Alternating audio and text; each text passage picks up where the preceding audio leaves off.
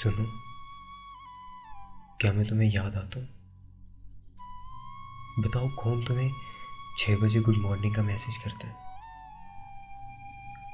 अब कौन तुमसे बात बात पर बेवजह खफा होता है? सुनो, कौन तुम्हें काम करते हुए ढेरों मैसेज करके परेशान करता है और तुम्हारा जवाब ना आने पर तुमसे लड़ता है?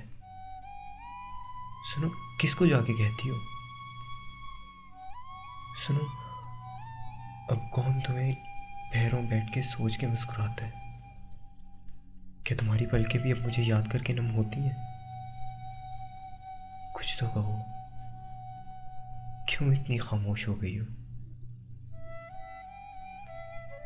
सुनो, अब कोई नहीं जो घंटों बैठ के मेरी फजूल बातें सुन के मुझे पागल कहे।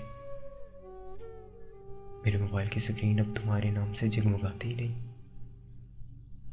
क्या तुम्हें 24 घंटों में 1 मिनट के लिए भी मेरी याद नहीं आती? छोड़ो, तुमसे ये सवाल पूछूं, कैसे दिल का हाल कहूं कि मैं तुम्हें बिल्कुल याद नहीं करता, तो तुम मुझे कैसे याद करती हो?